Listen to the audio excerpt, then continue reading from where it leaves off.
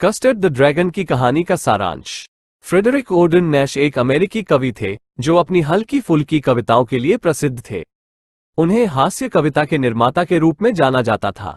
उन्होंने custard the dragon की कहानी कविता को एक गाथा गीत की शैली में लिखा था, जिसका अर्थ है एक गीत जो कहानी कहता है। गाथाएं साहस या वीरता की कहानियां बताती हैं। ऐसा हास्यपूर्ण गाथा गीत एक पैरोडी के साथ समाप्त होता है। कविता के मुख्य पात्र बेलिंडा का परिचय देकर शुरू होती है।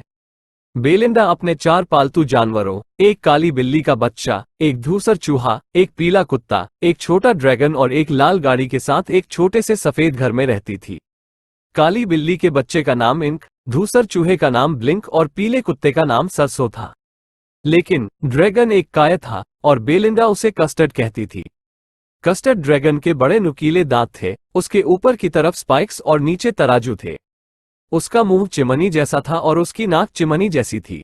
साथ ही उसके पैर की उंगलियों पर खंजर थे। बेलिंडा अपने को भालू से भरे बैरल जितना बहादुर मानती थी। इंक और ब्लिंक शेरों का पीछा सीढ़ियों से नीचे कर सकते थे। सरसों एक क्रोधित बाघ जितना बहादुर था। दूसरी ओर कस्टर्ड हमेशा सबसे कमजोर व्यक्ति के रूप में कार्य करता था। बेलिंडा हमेशा कस्टर्ड को बेरहमी से गुदगुदी करती थी। अन्य पालतू जानवर व्यंग्यात्मक रूप से उन्हें पसीवा कहते थे, जिसका अर्थ राजा आर्थर के दरबार का एक शूरवीर था जो पवित्र कंघाल की तलाश में था। बेलिंडा और अन्य जानवर लाल गाड़ी वाहन में बैठकर उस ड्रैगन का मजाक उड़ाते थे जो काय था। जब भी कस्टर्ड अपने लिए एक सुरक्षित पिंजरा चाहता था, बेलिंडा और ब्लिंक अपने दिल की सामग्री से हंसते थे।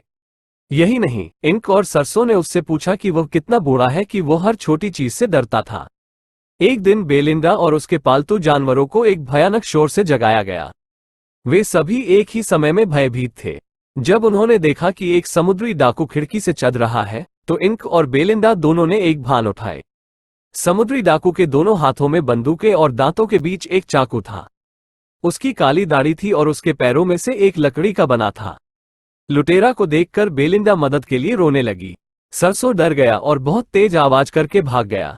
इंक और ब्लिंक भी अपने छेदों में भाग गए और छिप गए।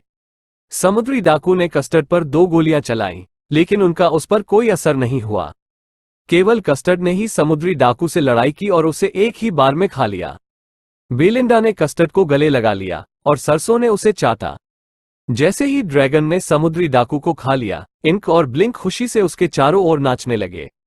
चूंकि कस्टर्ड ने सभी को बचा लिया, इसलिए सभी ने उसका धन्यवाद किया।